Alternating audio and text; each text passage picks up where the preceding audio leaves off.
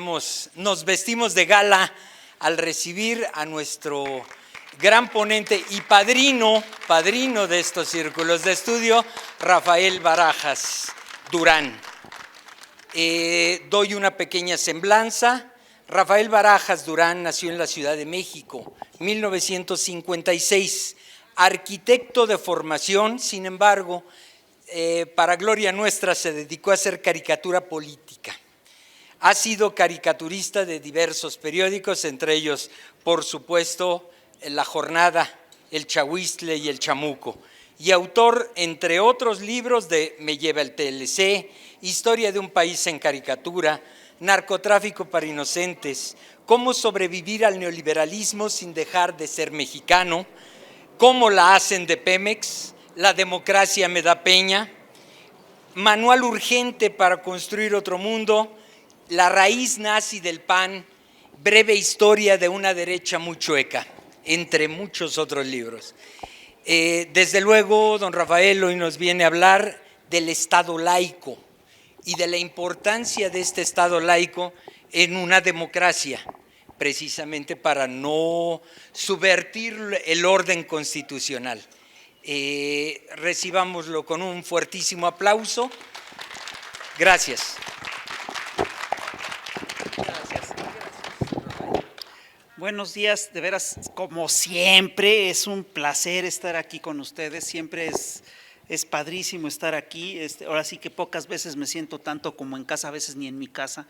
No, en mi casa sí, pero es de veras un gusto estar aquí con ustedes y yo creo que además pues es importante que hablemos de lo que es el Estado laico, de la importancia del Estado laico, de lo que es y de por qué México se convierte en un Estado laico. Bueno, yo quiero decirles una cosa. Lo que hoy conocemos como México, en realidad es un país que viene de lo que era el virreinato de la Nueva España. Y el virreinato de la Nueva España era un estado muy peculiar. Era, entre otras cosas, un estado confesional. ¿Qué significa esto? ¿Qué significa tener un estado confesional? Un estado confesional es un estado que solo admite una religión. Es un estado en el cual la religión y el gobierno se confunden. Este estado confesional virreinal tiene una historia muy interesante. Viene de una tradición muy importante que está del otro lado del mar, es una tradición que viene de ultramar. Y está claramente vinculado al surgimiento de España como Estado nacional. No debemos olvidar que el Estado español, el Estado virreinal mexicano, es un derivado del Estado español, y el Estado español se consolida alrededor de una guerra religiosa. El Estado español se consolida en lo que es la guerra contra los moros. Es decir, se da el pleito contra los moros y es un pleito que dura además 3 siglos, y después de 3 siglos ganan los católicos a los musulmanes y se establece un poder único. Es a través de un matrimonio además, es decir, no hay que olvidar que Europa en la Edad Media era en realidad un grupo, una especie como de mosaico de ducados, marquesados, condados, reyes pequeños, etcétera. Y entonces de repente se casan Isabel la Católica con Fernando el Católico y fundan el Estado español. Y es un Estado, además, totalmente religioso. Tan es así que una de las primeras medidas que imponen los reyes católicos es establecer la Santa Inquisición. Establecen que la religión católica es la única que vale, establecen la Santa Inquisición y la censura, establecen toda una serie, digamos, de instituciones que básicamente favorecen a la Iglesia. Y fíjense que desde entonces la Iglesia forma parte consustancial del Estado español. Y esto, aunque parezca mentira, sigue durando hasta nuestros días. la Constitución española establece que España es un país laico, pero tú de repente ves los procesos legales, ves todos los pleitos que hay y te das cuenta que es un estado en el que los obispos pesan muchísimo. Le voy a poner un caso muy sencillo. Yo tengo una amiga que vive en Madrid. Ella es mexicana, chilena, y en un momento dado, pues iba, creo que era Ratzinger, a visitar Madrid. Y ella, con una serie de amigos, pidieron espacio para protestar porque el Estado español le dedicaba parte del erario a financiar una visita de una figura religiosa, y entonces les permitieron protestar, fueron a protestar y les metieron policía, los golpearon, y a mi amiga la acusan de haber ella golpeado a un policía, cosa que es totalmente falsa. Hay videos en los que vemos cómo un policía la agarra del pelo y la arrastra por el piso, etc. Bueno, el caso es que es un juicio, ha seguido un juicio de años, y hace poquito la condenaron. La razón de fondo de esa condena tiene que ver con el hecho de que protestó contra el Papa. Y todos los jueces, todo el sistema legal está en la lógica de que no se le puede faltar el respeto al Papa. Esa es parte de la bronca. Y era una manifestación permitida y ella no hizo nada. Bueno, pero el caso es que España sigue siendo un país muy católico. Y esto lo vemos, entre otras cosas, con la sucesión de gobiernos ultraderechistas que hemos tenido en España. Es decir, cuando Franco se levanta en armas contra la República Española, se levanta en nombre de Dios, y uno de sus principales apoyos es, sin lugar a dudas, la Iglesia. Entonces, España era, imagínense, si esto es ahora, imagínense cómo era esto en el siglo XVI. Eran la mochiza de las mochizas. Los españoles eran hipermochos, es más, eran hasta más mochos que los italianos. De hecho, los famosos papas Borgia eran en realidad españoles, eran de la familia Borja, que en Italia les decían Borgia, etcétera, pero eran españoles, y el peso que tenía España en la Iglesia era enorme. Y de hecho, no sé si ustedes revisan que uno de los santos patronos de la conquista, de la Reconquista tenía dos santos patronos. Uno era un santo patrono hombre, que era Santiago Matamoros, que es el que mataba moros, el que mataba infieles. Y la otra es la Virgen de Guadalupe. Entonces, España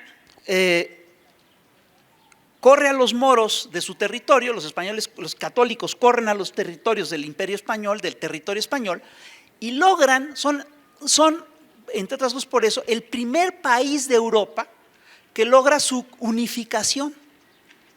Y les voy a decir, esto no es cosa fácil. Alemania se unifica hasta el siglo XIX, hasta finales del siglo XIX. Italia se unifica hasta principios del siglo XX.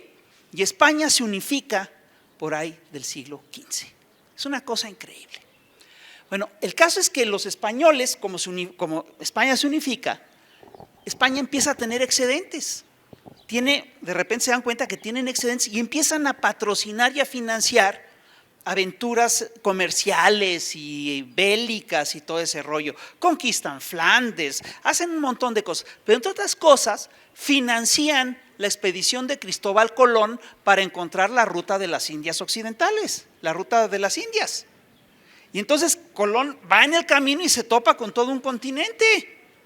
Y lo que es increíble es que en la lógica de estos católicos fervientes, lo que eso implicaba es que Dios, agradecido, hubo una lectura, y muchos le dieron esta lectura, que es que Dios, que estaba agradecido con España por haber corrido a los infieles, le puso en medio un pinche territorio enorme para que lo catolizara también, para que lo hiciera católico. Y entonces a eso se dedicaron. Entonces, la conquista de México, de la América española, fue una conquista muy compleja. Es una conquista en la cual tuvo un papel muy importante el clero y la iglesia. Bien se decía que detrás de la espada iba la cruz, y así era. Y de hecho, Tú revisas la historia de la Nueva España y te das cuenta que la iglesia era súper poderosa. Entonces tú revisas la historia de lo que era la vida en la Nueva España y te das cuenta que el peso que tenía la Iglesia Católica era brutal. Porque además quiero decirles algo, el clero español era de alguna manera uno de los cleros más recalcitrantes de Europa. Y aquí nos mandaron a lo más recalcitrante de lo más recalcitrante del clero español.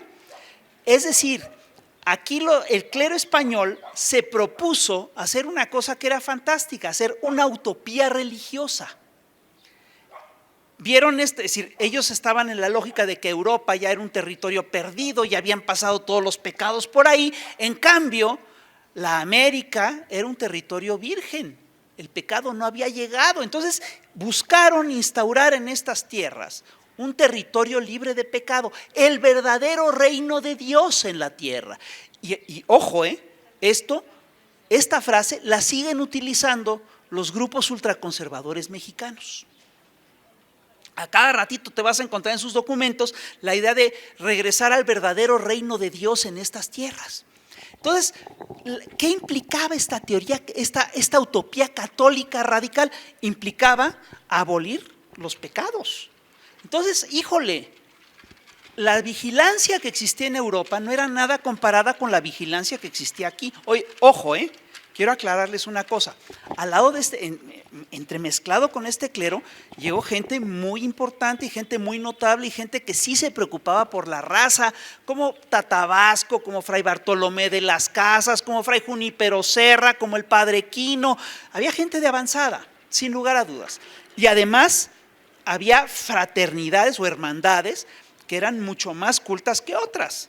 Las primeras órdenes que llegaron aquí eran sobre todo órdenes mendicantes, órdenes de esas como los franciscanos, los agustinos, que venían a catequizar a todo el mundo y hacían y después llegaron los jesuitas que se asentaron, y los jesuitas eran el estamento intelectual de todo este sector. Pero el caso es que la iglesia mexicana, primero, era parte del Estado, era una parte consustancial del Estado. Es decir, de hecho, en varias ocasiones el puesto de virrey es ocupado por obispos y por altos jerarcas de la iglesia. Y no solo eso, sino que la Iglesia Católica regía en la vida cotidiana y decidía en política, tenía un peso enorme en política. Además, fíjate, la iglesia te decía una cosa que era muy interesante, decían, nosotros no queremos hacer política, eso decían ellos, déjenos nada más la parte social. Es decir, lo que era el apoyo a las comunidades. Entonces, la iglesia, te quiero decir algo, virreyes iban y virreyes venían, pero la única institución que estuvo aquí en la colonia durante 3 siglos, que se mantuvo firme, que no sufrió que no se tambaleó, que tuvo continuidad, era la iglesia. Entonces, la iglesia era al mismo tiempo la institución religiosa que controlaba la vida de la gente, incluso en su vida cotidiana, y a través del confesor la situación era muy clara. Tú le contabas al confesor todos tus pecados, que si te gustó la vecina, que si tu esposa quién sabe qué, todo eso le contabas. Entonces, tenían el control de eso, pero ojo, tenían el control de eso desde el indio más pobre hasta el virrey. Era una cosa brutal. Y además establecía cuál era tu conducta. Y lo veías incluso en el calendario. Tú todavía ves los calendarios que te venden aquí en el mercado, que te regalan en las carnicerías. El día lunes primero es día de San quién sabe qué, el martes segundo es día de cuántos, el miércoles. Estaba regida tu vida por el calendario eclesiástico. Es decir, no había registro civil, te registraba la iglesia con el bautismo. No había matrimonio civil, te casabas por la iglesia y por supuesto que no había divorcio. Entonces, era un estado confesional poderosísimo. Pero la iglesia era el aparato ideológico, ordenaba las ideas y ordenaba la vida de la gente, pero además era la institución de apoyo social, era la Sedesol. era era el banco, era el Bancomer, el Banamex, era además el mayor propietario de tierras de la nación, era Carlos Slim. Entonces, imagínate, Televisa, Carlos Slim, Cedesol, Rosario Robles, todo junto, eso era la iglesia en México, una institución poderosísima. Entonces, esta institución llega a ser tan poderosa que en un momento dado la corona dice, aquí estamos en un problema muy serio, no podemos avanzar. El control sobre las mentes era tan fuerte. Bueno, por supuesto, la iglesia también ejercía la censura y la ejercía a través de la Santa Inquisición, que luego dicen que la Santa Inquisición no era tan salvaje y todo eso, no, sí era bastante salvaje. Y la Santa Inquisición además normaba conductas y hacía juicios con cierta facilidad. Pocas condenas hubo, sin lugar a dudas, pero había muchos juicios. Quiero decirles algo, la Santa Inquisición en México no tuvo el mismo peso que tenía en España, porque muchas comunidades indígenas estaban exentas de las lógicas de la Santa Inquisición. Entonces, pero el peso que tenía sobre los criollos, sobre los mestizos, era brutal. Y aquí los juicios de la Santa Inquisición eran peores que en España. Aquí te condenaban por cosas que en España se dejaban pasar por alto, porque querían hacer el verdadero reino de Dios en estas tierras. Era una cosa terrible. Entonces, tú revisas, además, cómo estaba establecido el orden jerárquico en la colonia, y era una cosa increíble. Vivíamos en una pirámide vertical, no sé si ustedes recuerdan, hay una película de Woody Allen que se llama Radio Days, que a mí me gusta mucho, en la que Woody Allen cuenta, dice, no, pues nosotros, dice, en mi casa todos mis hermanos me pegaban a mí, mis papás nos pegaban a mí y a mis hermanos, nuestros vecinos nos pegaban a mi papá, a toda mi familia, a mi papá, a mi mamá y a nuestros hermanos. En la cuadra nos pegaban a nosotros y a nuestros vecinos, y todos los del barrio nos madreaban a todos los de nuestra cuadra. Digo, eso era un poquito lo que ocurría en la colonia. Vivíamos en un sistema vertical en el cual, según el catecismo del padre Ripalda, la obediencia primera era con tu papá y tenías que considerar que eran figuras superiores en saber y gobierno, tu papá y cualquier figura de autoridad. Tus padres y cualquier figura de autoridad. Y además era una sociedad dividida por castas, en la cual los esclavos estaban hasta abajo, después había indígenas, había mestizos, y solamente los criollos y los españoles tenían acceso a ciertos trabajos. Y de hecho, pronto los españoles tuvieron más derechos que los propios criollos, y luego, siglos más tarde, es decir, ya en el siglo XVIII, el señor Teodoro de Brie, el señor Buffon, los científicos europeos como Buffon y De Pau dijeron, bueno, es que hay una razón para que esto sea así, porque los pueblos americanos, y te dan una explicación muy científica, los pueblos mesoamericanos viven en una meseta muy alta, y como viven en una meseta muy alta, ahí escasea el oxígeno. Lo mismo pasa en Perú, donde viven todos a alturas muy grandes. Entonces, ¿qué es la llama? La llama es un camello que no se desarrolló bien. Eso decían. Y entonces, lo mismo pasa con las personas. Los mesoamericanos no se desarrollan bien, entonces aunque sean hijos de españoles y todos sean así, hijos de dos españoles, pues crecieron en un lugar malsano, falta el oxígeno, entonces no se desarrollan, entonces no podemos darles trabajos así serios como de autoridad, entonces son gente menos. Esa era la lógica que acaban desarrollando. Entonces, date cuenta, era una sociedad súper estratificada en la que no estamos hasta abajo, y la figura máxima, además, era el virrey, pero la figura máxima, encima del virrey, estaba un pinche rey que estaba del otro lado de España, y encima del rey estaba el papa, y encima del papa ya solo Dios.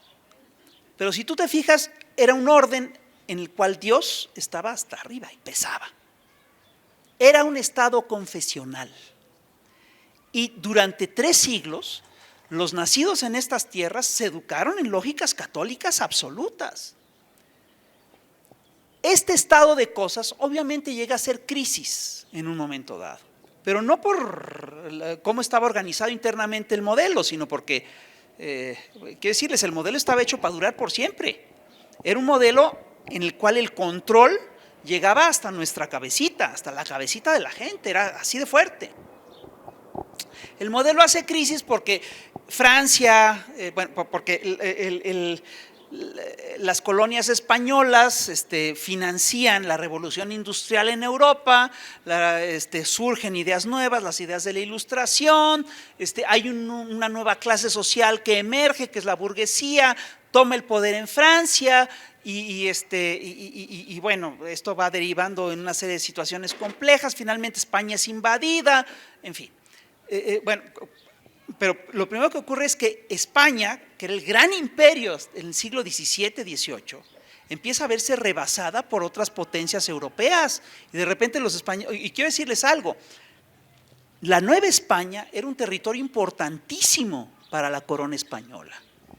Este territorio no solamente le proveía a España de oro y plata, también le daba toda una serie de mercancías que resultaban novedosas y atractivas para Europa, como la cochinilla grana, el azúcar, el café, que eran mercancías muy preciadas. Pero esto no es todo. Era la puerta de entrada para el continente americano y además era la puerta de entrada hacia el Oriente Extremo. De manera que éramos el canal de Panamá. Un canal muy accidentado, si quieres, porque el traslado de mercancías de Acapulco a Veracruz se hacía en lomo de mula. Pero éramos el canal de Panamá, era un territorio importantísimo. Y aquí tuvimos un momento de esplendor notable en el siglo XVIII.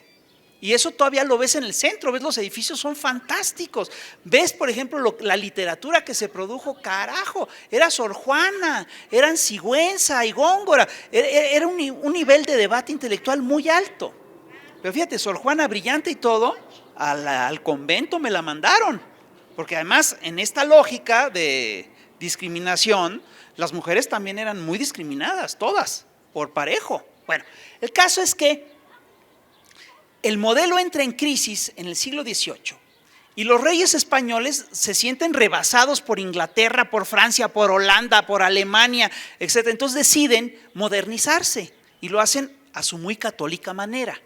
En vez de basarse en las lógicas de Voltaire y de Diderot y de Rousseau, se basan en las teorías de un padre que es el padre Feijó, que sigue siendo católico, etc. Pero fíjate, España acepta de manera muy tardía, por ejemplo, las teorías de Galileo. Imagínate, es decir, para los españoles la Tierra seguía girando, el Sol seguía girando alrededor de la Tierra y no al revés hasta el siglo XVII. 17 y cacho, el siglo XVIII, es una cosa increíble. Entonces, para poder emparejarse con los otros imperios europeos, España hace un esfuerzo, hace una serie de reformas, son las reformas borbónicas, le buscan poner límite al poder de la Iglesia, buscan hacer toda una serie de avances tecnológicos, introducen universidades, entre otras cosas, aquí se funda el Colegio de Minas y se funda la Academia de San Carlos, ¿no? Es decir, están haciendo este esfuerzo. Ahora, ¿cómo lo patrocinan? Lo patrocinan con la plata americana y notablemente con la plata novohispana. Entonces le aprietan el cinturón a los novohispanos, que se enojan, corren por un pleitazo que tenían, un pleito bien complejo, corren a los jesuitas de acá, los jesuitas de acá se van, no pueden irse a España porque los expulsan de los territorios españoles, se van a Italia, donde empiezan a sentir una profunda nostalgia por su país y ya no se dicen novohispanos. Los jesuitas se empiezan a llamar mexicanos y los que eran de Veracruz, que quieren a su tierra chica, se llaman veracruzanos. Y empiezan a sentir de veras una nostalgia terrible. Hay uno que se llama Juan Luis Maneiro, que escribe un poema que dice: tiene la patria no sé qué dulzura, que solo gira el corazón por ella, sin hallar otro sitio en su amargura, ni en sus viajes ideales otra estrella. Y Clavijero de repente se encuentra, es la intelectualidad mexicana, se encuentra ya en Francia, en Italia, y se empieza a dar cuenta que los científicos están hablando mal de los mesoamericanos y hace una historia de México por un mexicano defendiendo a los mexicanos. Y fíjate, la firma como una historia firmada por un mexicano. Y ahí empieza a fundarse, a establecerse la nacionalidad mexicana, que ya es distinta de la nacionalidad novohispana o proespañola. Y fíjate que las reformas borbónicas molestan a la Iglesia. La Iglesia se molesta, es decir, cuando te dicen que Juárez le puso límites a la Iglesia, sí, Juárez se los puso, pero antes se los puso el rey. antes se los pusieron los Borbones, porque el poder de la iglesia en México, en estas tierras, era brutal. Es decir, el rey mismo no los podía controlar, no podía controlar a la iglesia. Entonces, el rey trata de meterles, trata de detenerlos. Bien sabemos que este cúmulo de contradicciones deriva en la guerra de independencia, es decir, el pleito es sensacional porque Napoleón invade España, hace que el rey abdique a favor del hijo, obliga al hijo a abdicar a favor del hermano de Napoleón, que es Pepe Botella. Entonces aquí se empieza a discutir por primera vez de política. ¿Qué hacemos? Mandamos el dinero a España, nos lo quedamos, etcétera. Bueno, deciden,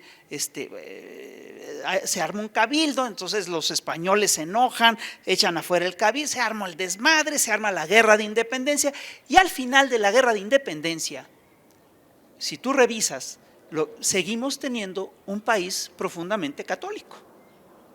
Si tú revisas cómo eran los próceres de la independencia, vas a ver que efectivamente algunos llegaron a leer los textos de la Ilustración, pero en general eran muy mochos, muy católicos. La Constitución de Cádiz de 1812 es una constitución avanzada.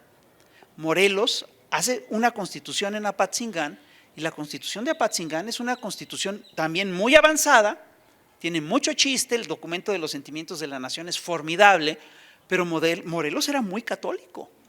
Y la Constitución de Apatzingán no permite otra religión más que la católica. Si tú entrabas a México es porque eras católico. Y si no eras católico tenías que tener un chorro de permisos especiales. Era muy difícil. Cuando termina la guerra de independencia,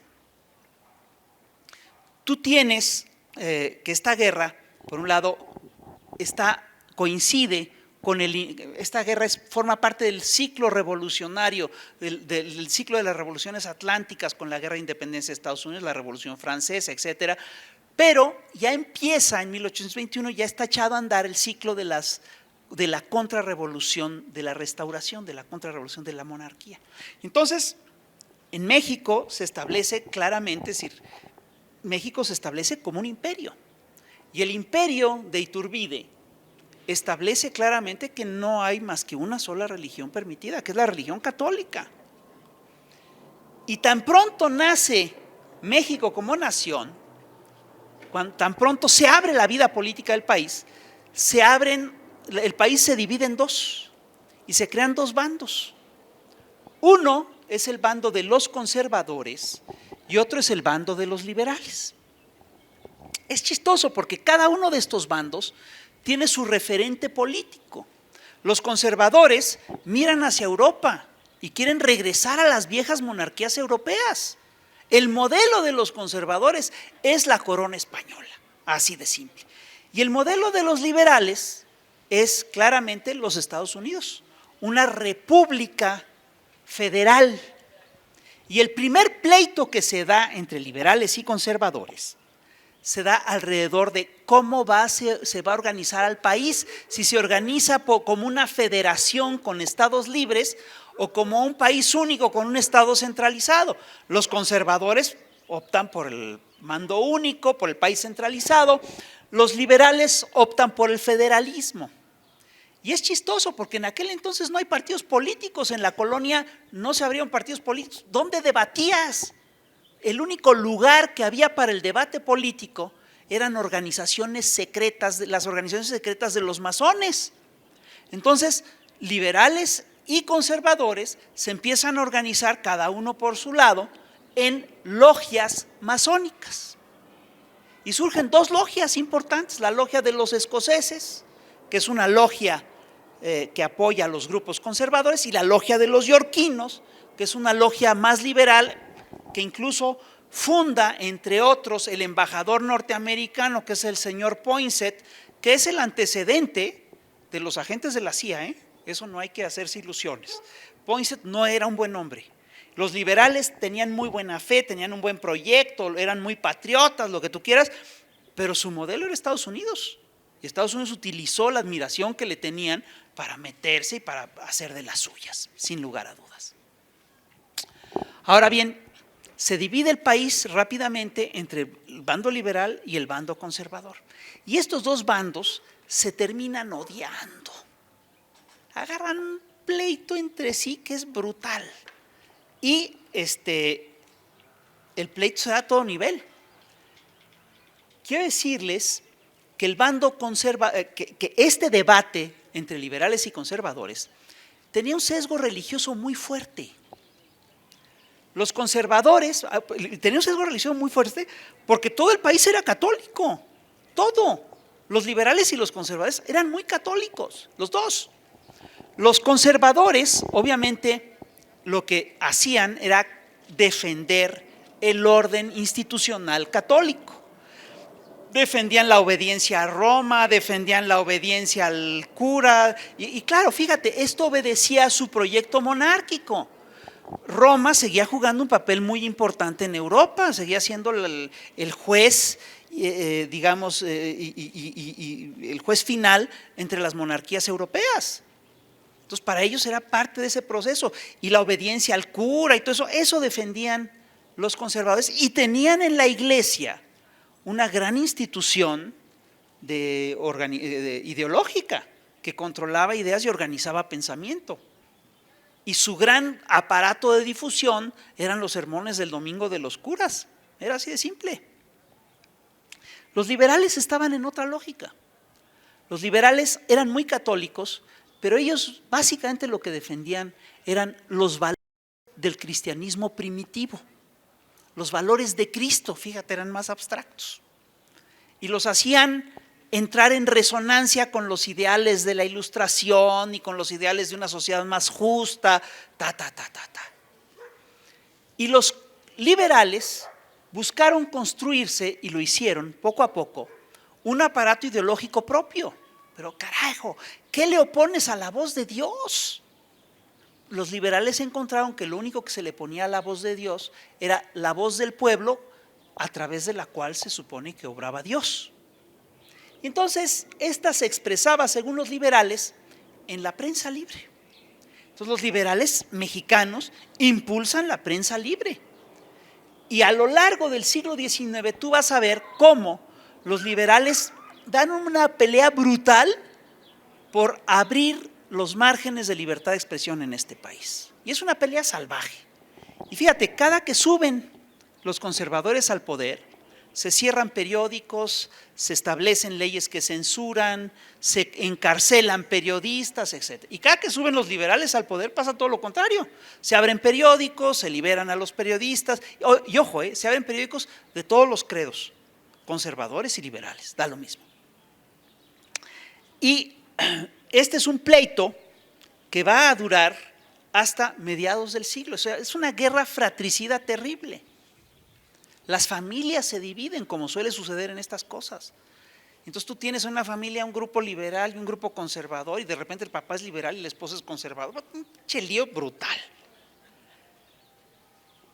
Y sin embargo, una de las cosas que pesaban en todo este proceso seguía siendo el poder de la iglesia, porque la iglesia tenía fueros. Al ser parte del Estado, fíjate, la iglesia, el Estado censuraba un periódico, pero el cura te podía excomulgar al periodista. Entonces, esas cosas así jugaban. Y la iglesia tenía sus propias leyes y no obedecía las leyes civiles, pero vamos, ni las de tránsito. Entonces era un pinche lío, porque de repente había un coche ahí parado, un tren de mulitas ahí parado, no dejaba pasar, pero no lo podías quitar porque era un cura que estaba metido en una casa o cenando, dándole extremaunción, ve tú a saber. Entonces, era un pleito. Los conservadores, a lo largo del siglo XX, la primera parte del siglo XX hasta 1867, tú vas a ver cómo en un movimiento pendular se alternan liberales y conservadores en el poder. Los conservadores se consolidan en un momento dado. Les voy a abreviar esta parte de la historia, porque es muy larga, pero es picosísima, está muy interesante, pero otro día la hablamos si quieren. Esto viene muy bien explicado en dos libros de Michael Costello, que están en el Fondo de Cultura Económica, que son sobre la República Federal y la República Centralista. Entonces, hay primero una República Federal, que es la de Guadalupe Victoria, y luego entra la República Centralista de los hombres de bien, que es lo que pensaban que todos los líos del país era porque era una república federal y entonces hacen una república centralista, y ahí es cuando el país le fue peor. Nos invadieron los gringos, nos quitaron la mitad del territorio, nos declararon la guerra a los franceses con la guerra de los pasteles, un desastre.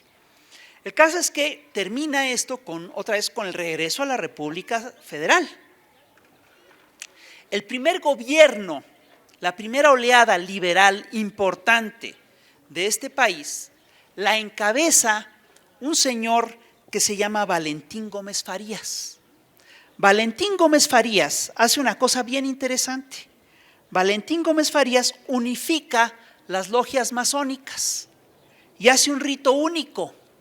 Y a partir de eso logra unificarse y logra hacer el primer gobierno liberal, realmente liberal de este país, porque el gobierno de Guadalupe Victoria era muy bien intencionado, pero no era un gobierno liberal. Y el primer programa liberal de Gómez Farías, que lo plantea Gómez Farías en 1833, fíjate tan temprano como eso plantea, primer punto importantísimo para los liberales, la libertad absoluta de opiniones y de prensa. Segundo punto, la abolición de fueros del clero y la milicia, para poder tener un control. Tercero, plantea la supresión de las instituciones monárquicas y de las leyes que le dan al clero el conocimiento de negocios civiles. Está tratando de meterle el control al clero. Y el cuarto, quitarle al clero el monopolio de la educación para elevar el nivel de las clases populares. Si tú te fijas, estas reformas no eran tan radicales. Y Gómez Farías no está tratando con estas reformas de acabar con el Estado confesional. Está tratando de acotarlo, de ponerle orden para poder gobernar, porque si no, no iba a poder gobernar, él se da cuenta. Y fíjate, plantea una cosa muy chistosa Gómez Farías. Plantea convertir a la iglesia en un órgano del Estado. Plantea prohibir la participación del clero en política y plantea la supresión de las sacristías mayores, concederle algunos edificios jesuitas a la federación, que estaban vacíos, plantea eliminar los diezmos y mira qué chistoso, plantea que los curas sean funcionarios del gobierno que reciben un sueldo del Estado. Y por supuesto, se plantea la abolición de la censura en materia de la prensa y en materia religiosa. No se está planteando la separación de la iglesia y el Estado. Está planteando reglas para convivir con la iglesia. Bueno, la iglesia por supuesto enfurece y le dan un golpe de Estado. Se alía con Santana, le dan golpe de Estado y sacan a Gómez Farías y regresa, ahí es cuando se establece el gobierno de los hombres de bien.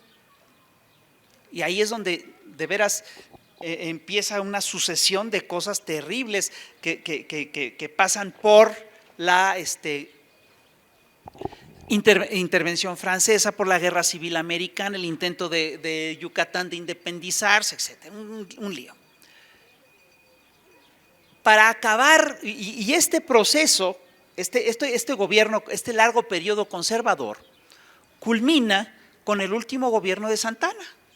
Ahí es donde Santana ya de veras enloquece y establece, digamos, lo que el último gran gobierno conservador se hace llamar Alteza Serenísima, cobra impuestos sobre perros, puertas, ventanas. Eso es una pinche locura el gobierno de Santana.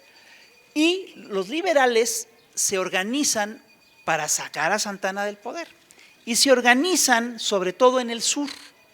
A todo esto los liberales han sido corridos varias veces del país. Hay un señor que había sido gobernador de Oaxaca que se llama Benito Juárez. Fíjate, Benito Juárez es un típico ejemplo de estos liberales mexicanos que eran muy mochos.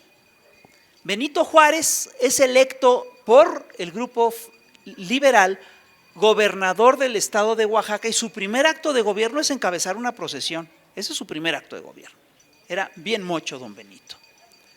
Y don Benito Juárez junto con Melchor Ocampo es corrido y se va fuera de México, está en Nueva Orleans y luego se entera que en el sur, en Guerrero, está un viejo insurgente que se llama Juan Álvarez, que está organizando levantarse en armas contra el gobierno de Santana, con otro señor, con otro liberal prominente que se llama Ignacio Comonfort. Entonces Benito Juárez va, es decir, atraviesa la Unión Americana, baja por el Pacífico, se embarca allá por las Californias, llega hasta el puerto de Acapulco, donde estaban estos señores, y se presenta ante el grupo que está haciendo el plan de Ayutla, y se presenta: mire, soy el señor Benito Juárez y vengo a ponerme a las órdenes de ustedes.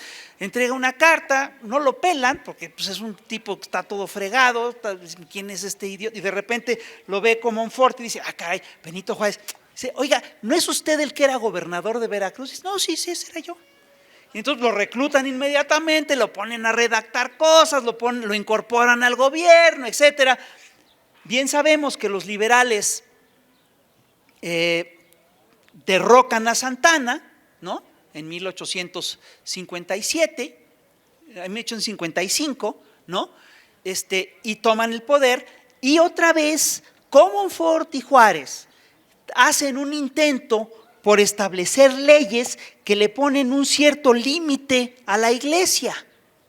No están rompiendo con la iglesia, no están planteando la separación de la iglesia con el Estado.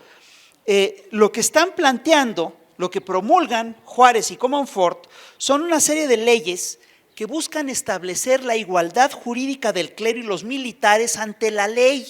Fíjate, que tanto los curas como los militares sean ciudadanos comunes. Es que a mí me parece fundamental. Y lo plantean, fíjate, solo para los delitos del orden común. No lo plantean para más cosas. Y para reactivar la economía, Comonfort y Miguel Lerdo de Tejada buscan la desamortización de algunos bienes del clero que están abandonados.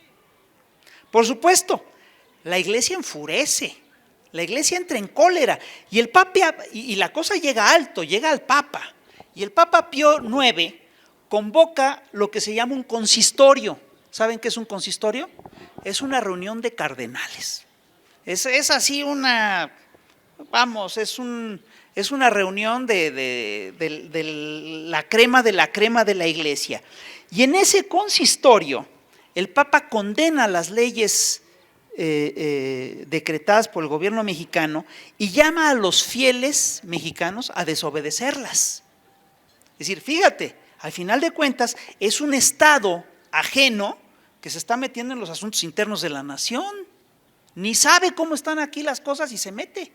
Entonces llama a desobedecerlas, y el texto del Papa dice literalmente: no tienen ningún valor los enunciados decretos y todo lo demás que haya practicado la autoridad civil con tanto desprecio de la autoridad eclesiástica y con tanto prejuicio de la religión.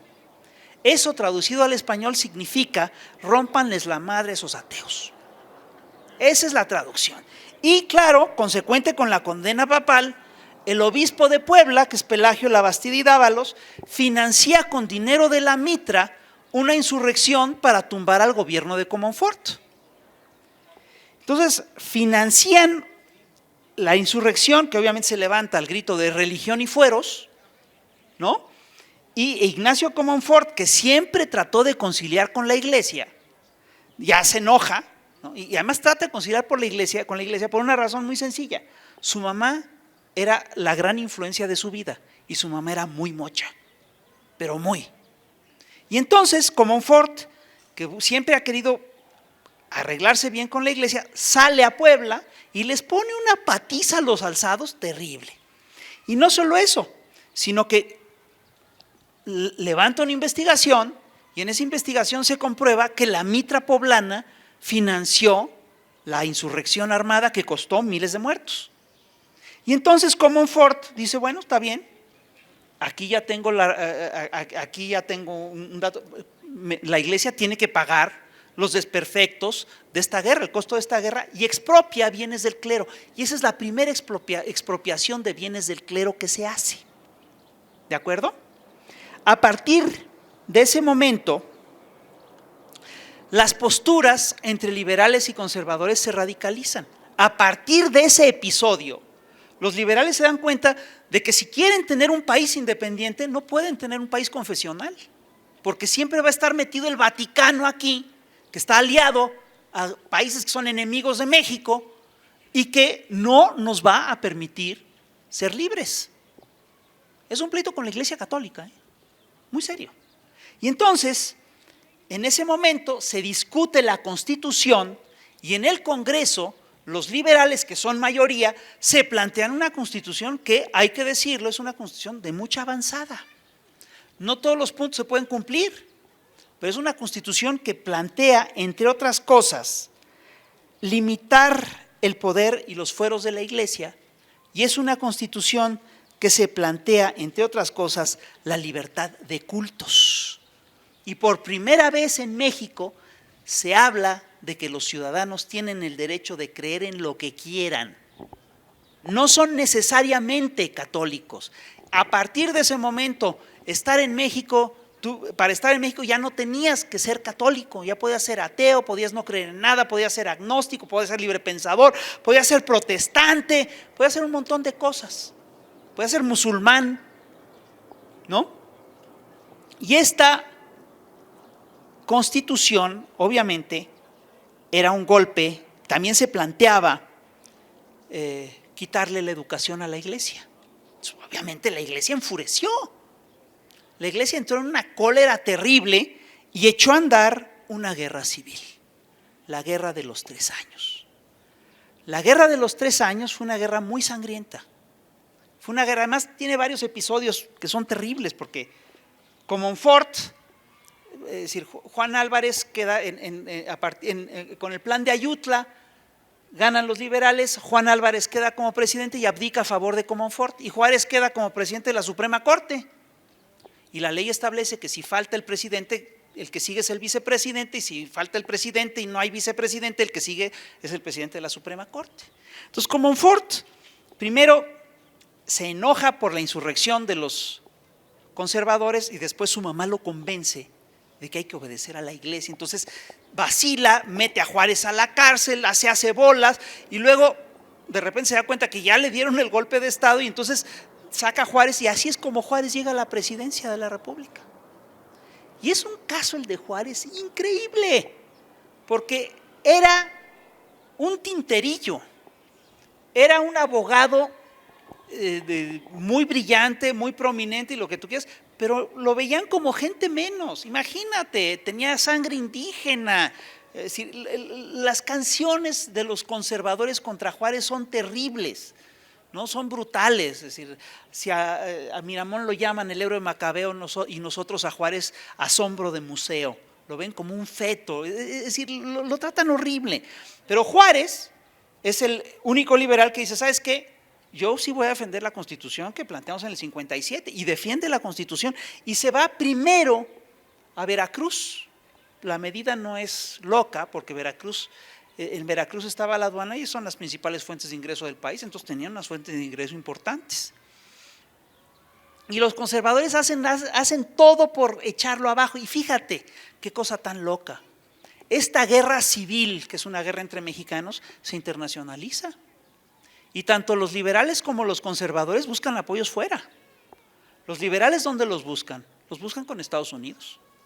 Y Juárez busca un acuerdo con el gobierno de Washington y manda a Melchor Ocampo a negociar con McLean unos acuerdos. Y McLean hace toda una serie de peticiones y Melchor Ocampo negocia a cambio de apoyo, Pero los conservadores hacen lo mismo. También existe un acuerdo entre conservadores y el gobierno español. Creo que es el acuerdo, bueno, ahorita me acuerdo. Es un acuerdo que pacta Juan Nepomuceno Almonte. El acuerdo Mon-Almonte. El acuerdo Mon-Almonte, ¿no? Entonces están ahí. Entonces cada uno está buscando el apoyo. Y claro, al fin, bien sabemos que los acuerdos estos nunca se llevan a cabo, ¿no?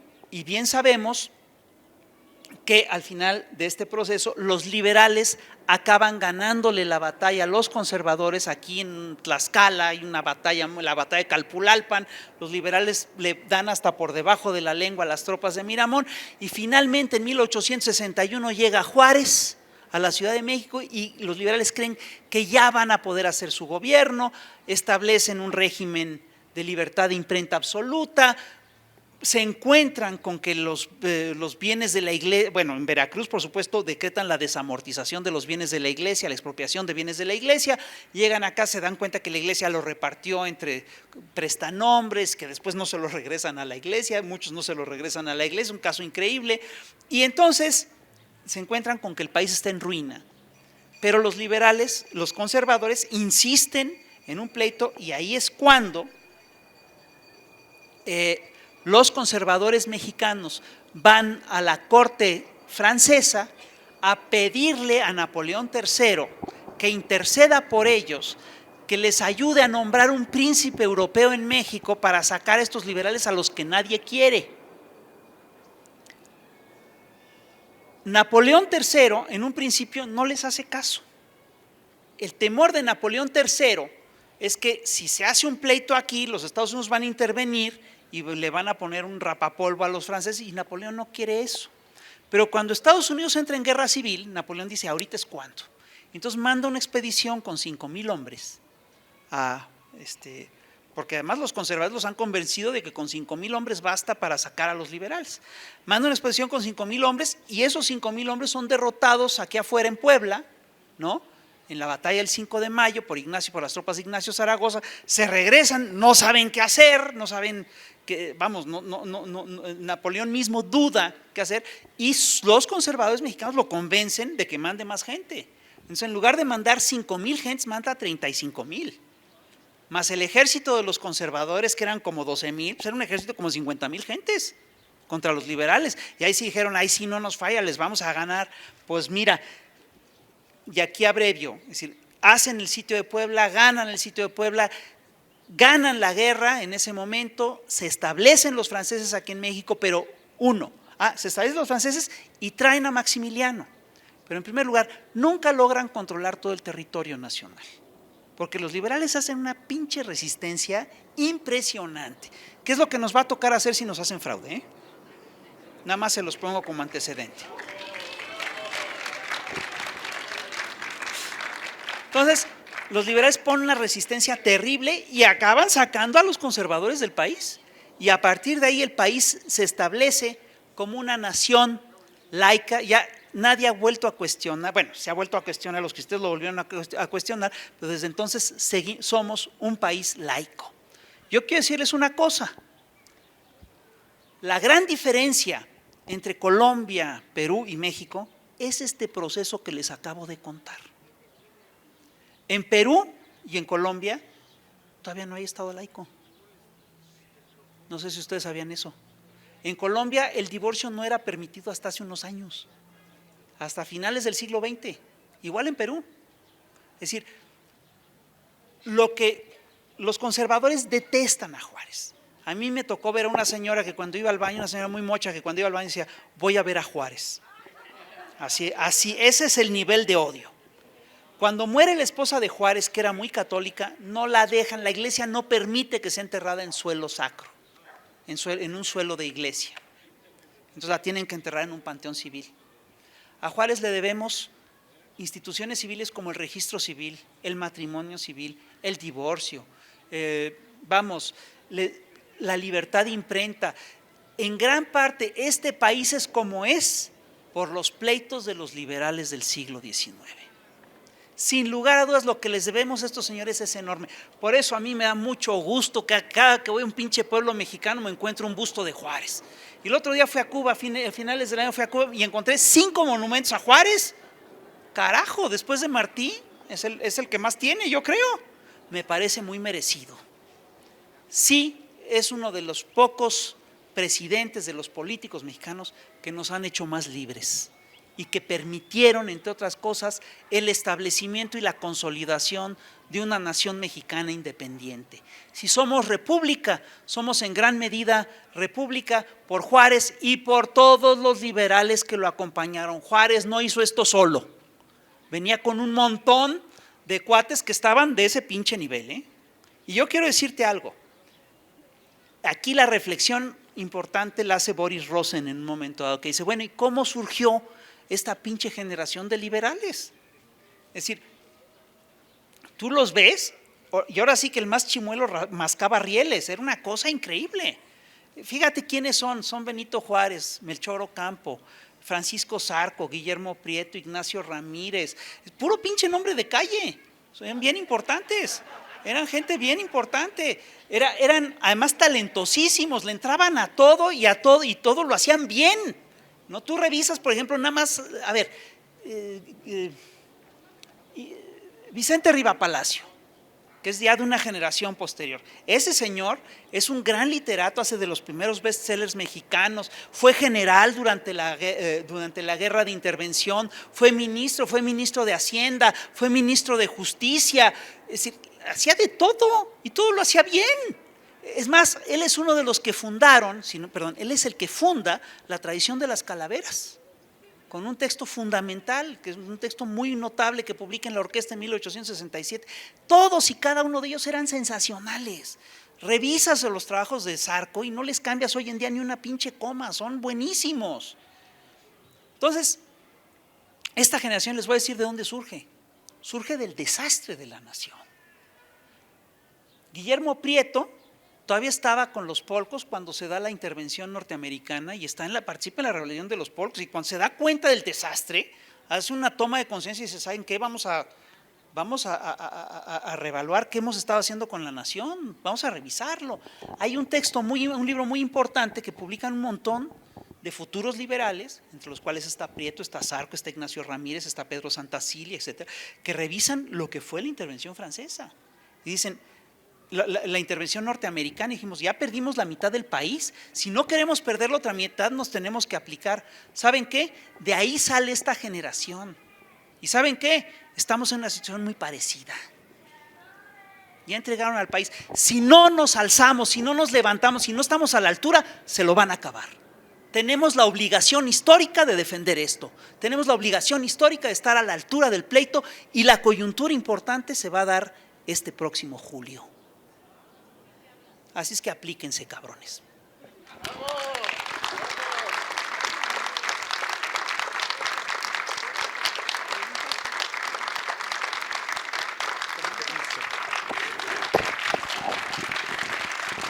Pues desde luego brillante la exposición de don Rafael Barajas Durán.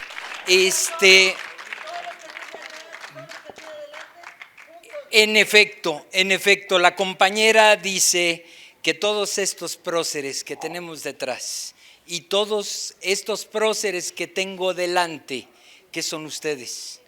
Somos a los que nos toca defender todas las conquistas de una patria. Desde luego vale la pena en este momento acotar que el Partido Encuentro Social, aliado con Andrés Manuel López Obrador, es juarista y no es católico.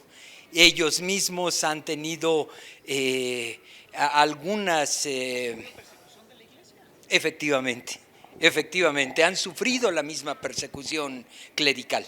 Entonces, bienvenidas sus participaciones y preguntas, si nos hicieran favor de ubicarse del lado derecho. Gracias.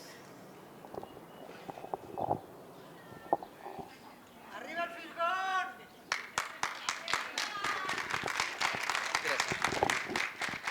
Hola, muchas gracias. Bien lo dijiste, estamos en una coyuntura bastante difícil. Sí, donde no valen las comparaciones, porque el contexto parecería diferente, entonces hay que ponerlo en ese contexto, ¿sí? Porque yo preguntaría, ¿cómo se compara hoy como dijera aquel, hoy, esta situación con nuestro presente y que va para el futuro si no metemos las manos. Porque precisamente los conservadores, esos conservadores donde, así lo entiendo yo, si haces un símil de la iglesia, los conservadores, los del día de hoy, neoliberales, por traer 2, 3 casos a la mesa, está lo del Aeropuerto Internacional de la Ciudad, el nuevo Aeropuerto Internacional de la Ciudad de México, ¿no? Que de acuerdo a lo que he leído, esa parte donde se está construyendo se hunde al año 1 metro, o 1 o 2, no sé, ¿sí? Ahora bien, la Ciudad de México, estamos arriba de volcanes, ¿sí? Estamos arriba de volcanes, entonces viene, en este caso, tú ya sabes quién, que es admirador de Juárez, entre uno de ellos, que es admirador de Juárez, y leo que va a tener una reunión, y eso es lo interesante, ¿no? Que va a tener una reunión, no sé si vieron la entrevista que le hicieron en Milenio, ¿sí? ¿Sí? Entonces, veo que sacan baba por todos lados, y este cabrón con una mirada así como diciendo, a ver, vamos con calma, ¿no? Y uno por uno. Entonces estos cuates se van a reunir porque, según entiendo, si siguen construyendo este aeropuerto, nos van a dejar endrogados para la vida, ¿sí? Entonces, ¿cuál es la técnica? Así lo entiendo también, que se quieren chingar el dinero para ponerlo futuro y no haga nada, ¿sí? O sea, ok, esto es prácticamente la pregunta. ¿Qué tenemos que hacer? ¿Cómo debemos nosotros estar si es que creemos todavía en México? Y yo creo que sí, debemos de hacerlo. Entonces esa es la pregunta, y por ahí una observación a tu libro, a este que estás firmando. Ahí por ahí ponle los tratados de Córdoba, yo soy de Veracruz. ¿Sí? Cuando llega este cuate, Agustín de Iturbide, Juan Orojú, ¿no? Entonces, pues por ahí, antes de que llegara a la capital, pues firmaron los tratados de Córdoba, ¿sí? ¿Hecho? Ok, muchas gracias. Desde luego saludamos a los compañeros de Radio Comunitaria Hermano Cerdán de Tehuacán, Puebla, que nos están retransmitiendo. Saludamos también al Círculo de Estudios de Buzón Ciudadano, Casa de Virgilio Caballero, que también están presentes en este momento. Enviamos saludos a Lucila Paniagua desde Guanajuato, a Xicoténcatl Villegas desde Chihuahua, Parral, también Javier Fuentes, saludos desde Chihuahua, gracias al Fisgón y al Buzón Ciudadano y al compañero Julio Adrián. Rubén Salgado hace comentario de que primero sufrieron de enfermedades por el tipo de condiciones que había en Orizaba y Córdoba y perdieron la guerra en Zacapoaxtla porque el general francés, al saber que era una potencia militar, opta por tomar el lado del campo de batalla menos favorecedor. Laura G. Villegas, saludos desde Chihuahua. Juan Alberto Rendón Salazar, saludos y felicidades, muy interesante. Boni Barrera Medina, arriba Morena. Juan Alberto Rendón Salazar, somos morenos, viva Morena. América Polanco, Heréndira Villegas, Rubén Salgado, sí, donde se lo acabaron porque solo representaría al Poder Ejecutivo, no al Legislativo, y todas sus propuestas no podían cumplirse. Chino Príncipe, saludos desde Nueva York. Juan Lizárraga Tiz, aquí Mazatlán, saludos.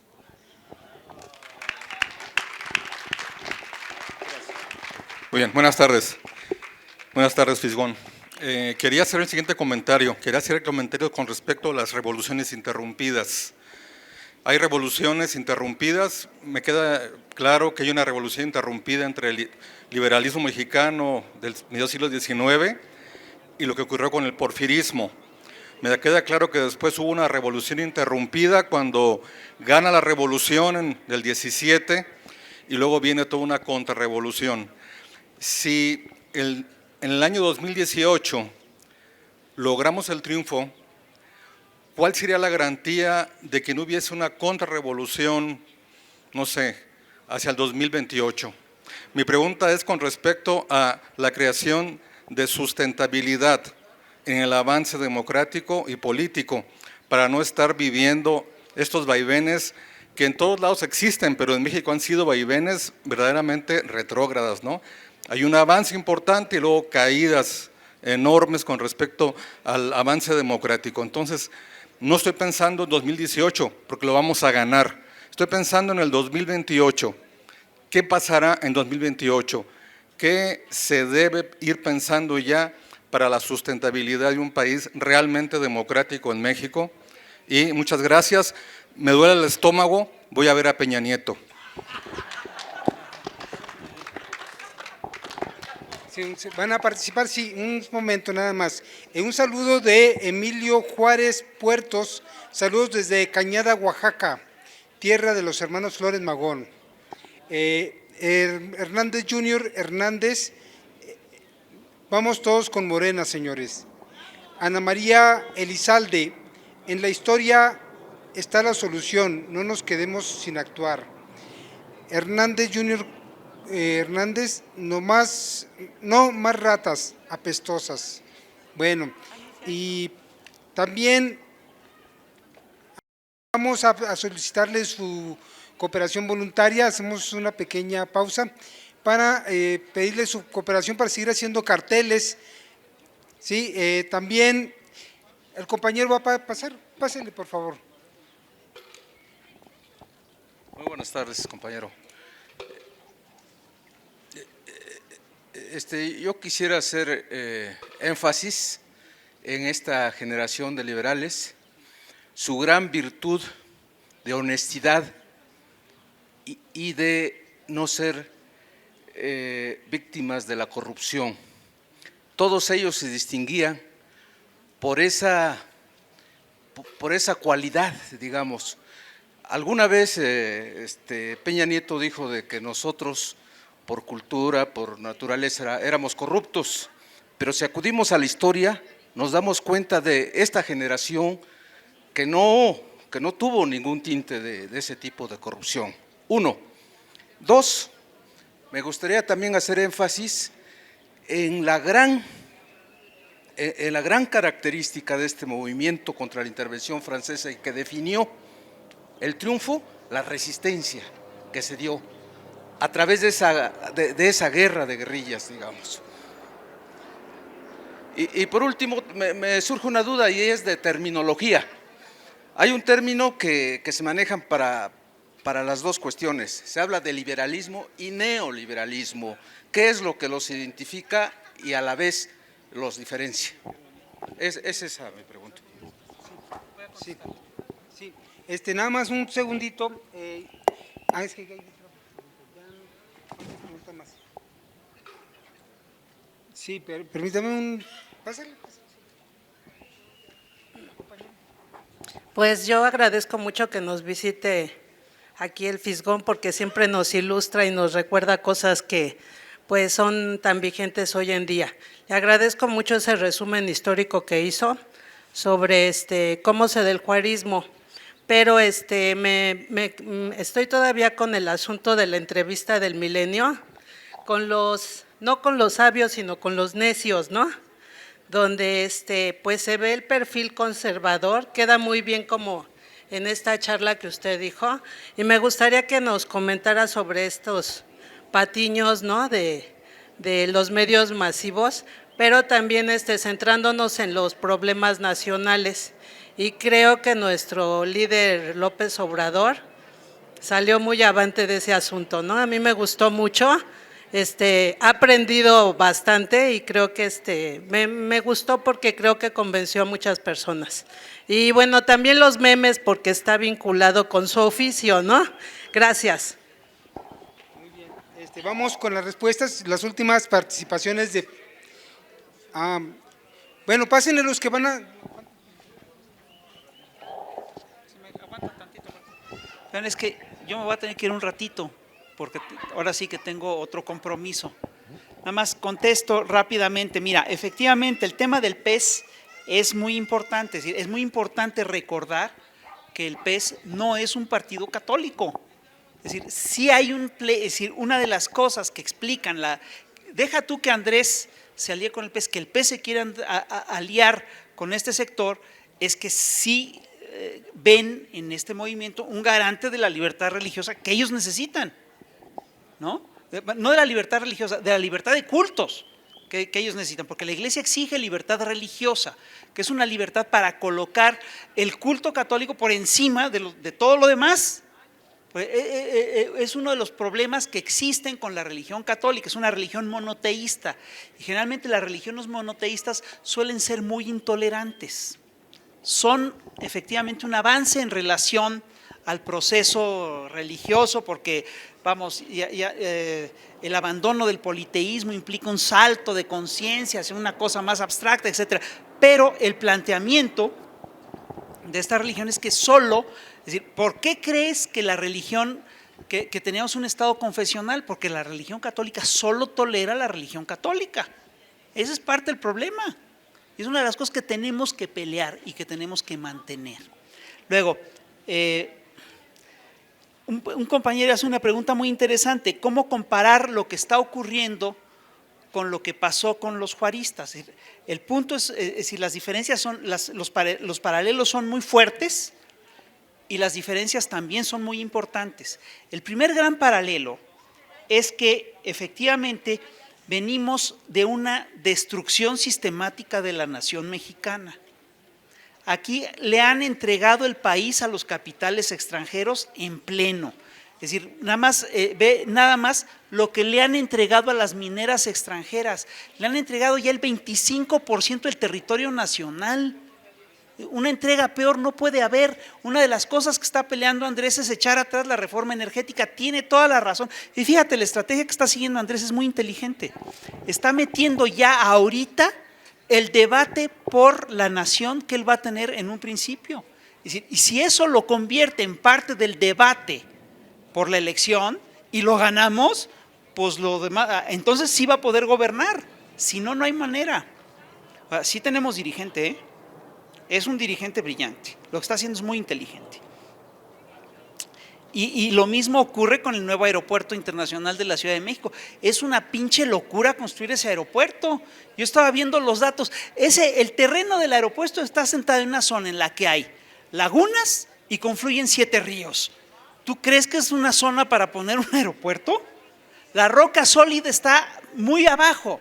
No hay manera de cimentar eso. Si tú pones ahí el aeropuerto, mantener una pista plana te va a costar sangre cada año. Entonces, es decir, la propuesta del sistema de aeropuertos que hace Andrés es, por supuesto, muy superior a la otra. El problema, una de las diferencias importantes que hay entre la lucha de los liberales y la lucha que tenemos hoy es la siguiente.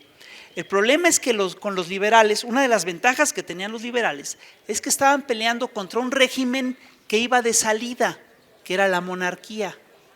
Hoy en día el neoliberalismo está en crisis, pero no va de salida.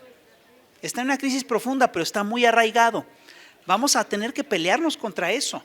Y aquí el problema, uno de los problemas serios es que somos, con toda América Latina, un poco la avanzada del proceso antineoliberal. Ese es el problema. Nos toca un pleito muy serio y es un pleito que vamos a tener que hacer y que no vamos a poder hacer solos. Plantea un compañero cómo hemos tenido revoluciones que se interrumpen. No son revoluciones que se interrumpen, son ciclos revolucionarios y ciclos contrarrevolucionarios que se alternan. Eso es lo que ocurre. Y por supuesto que no tenemos ni una sola garantía de que no viene otro ciclo contrarrevolucionario. Lo van a empezar a fraguar si a Andrés le reconocen el triunfo, lo van a empezar a fraguar desde ese día. Hay que tenerlo claro y hay que estudiar muy bien qué es lo que hicieron con Madero, qué es lo que van a querer hacer con Andrés. Van a un proceso de desgaste brutal. La primera hazaña va a ser que el gobierno se mantenga, porque se le van a ir encima con todo.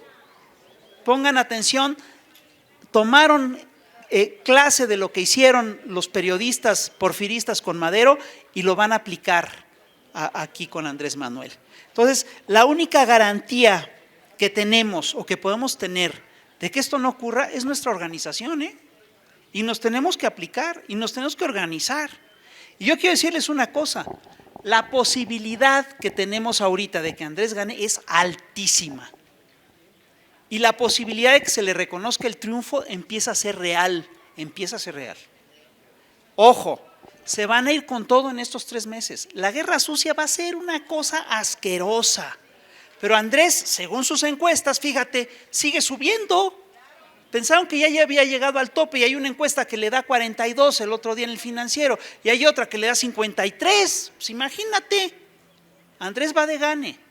Van a hacer todo, pero fíjense, lo que yo les he dicho una y otra vez aquí, el triunfo de Andrés aquí pone en riesgo el modelo económico neoliberal en el planeta.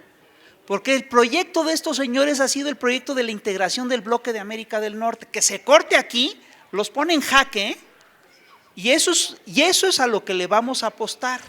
Esa es nuestra apuesta y es la apuesta de Andrés desde el momento en el que dice que va a echar atrás la reforma energética. Ojo, vamos a una cosa muy complicada. Si no nos aplicamos, se nos van a venir encima. Y ya tenemos con qué defendernos, porque yo sí quiero decirles algo.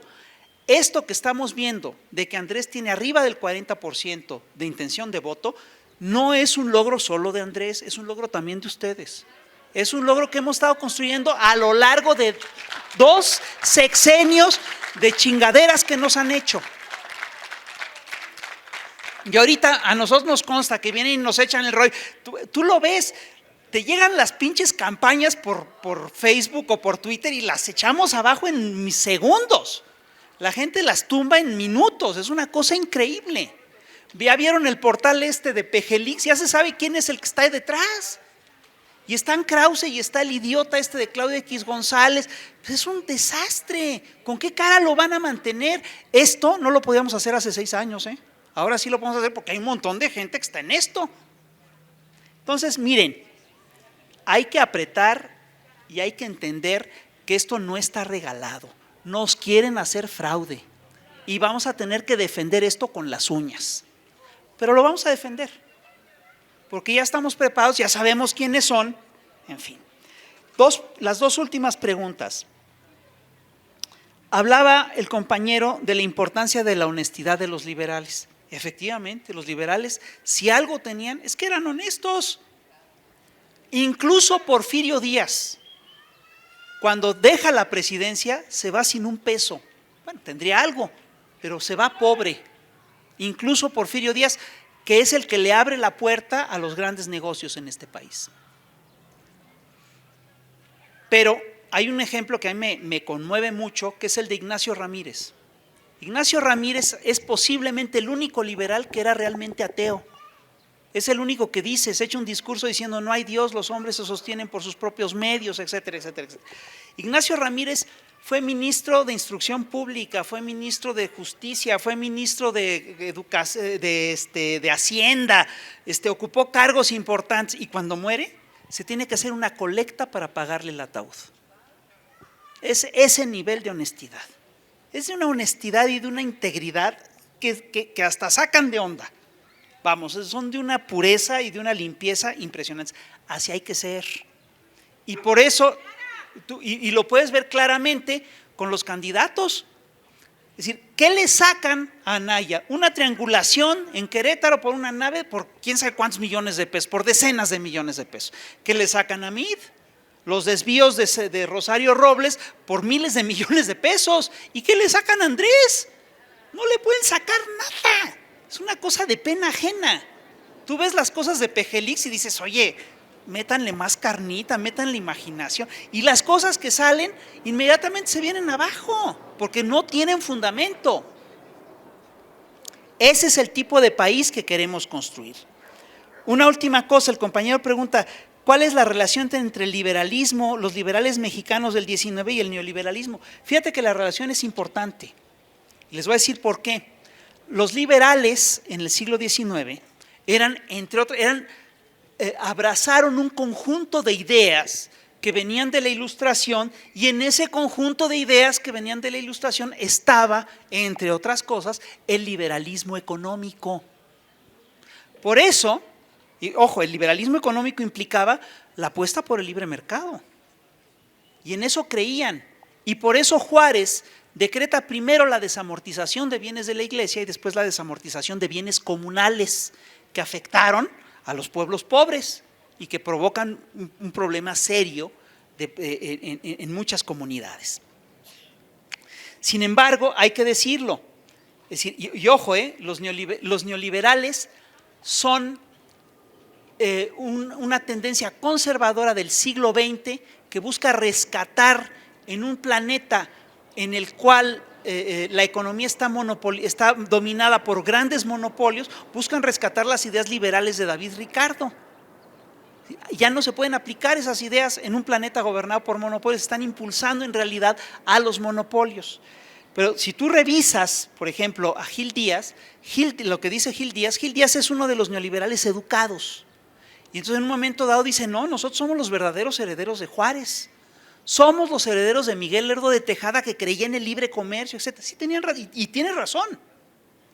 Los liberales mexicanos impulsaban el libre comercio, pero hay que recordar que de esa beta liberal salieron varias ramas. Una rama es la de Gil Díaz, una de esas ramas es la de Gil Díaz.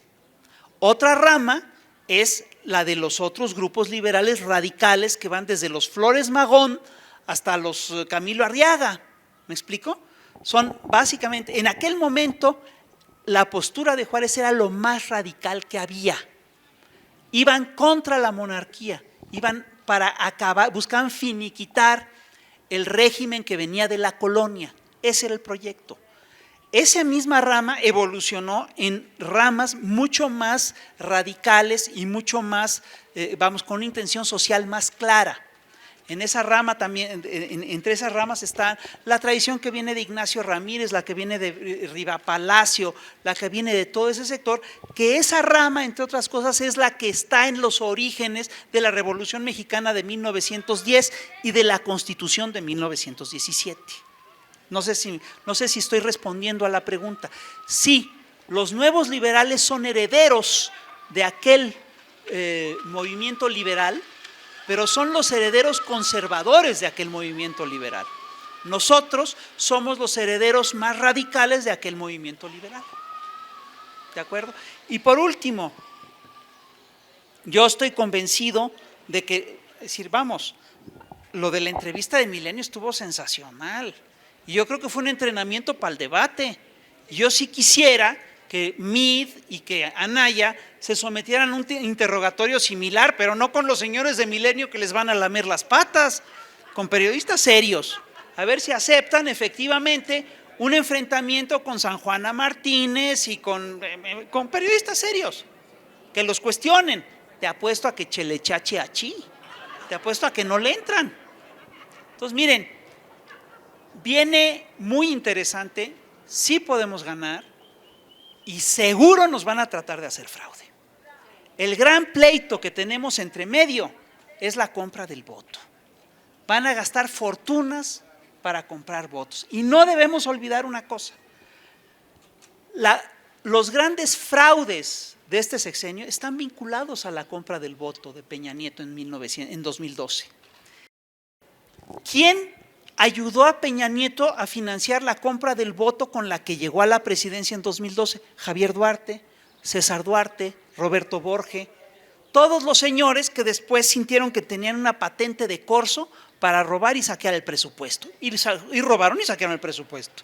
Tanto es así que Duarte, a pesar de que lo protegieron hasta la ignominia y lo dejaron escapar, si lo que tú quieras, lo tuvieron que meter al bote. Pero a Borge no lo van a meter al bote y a César Duarte no lo van a meter al bote. Es así de claro. Bueno, y a Rosario Robles. Bueno, muchísimas gracias. Nos vemos.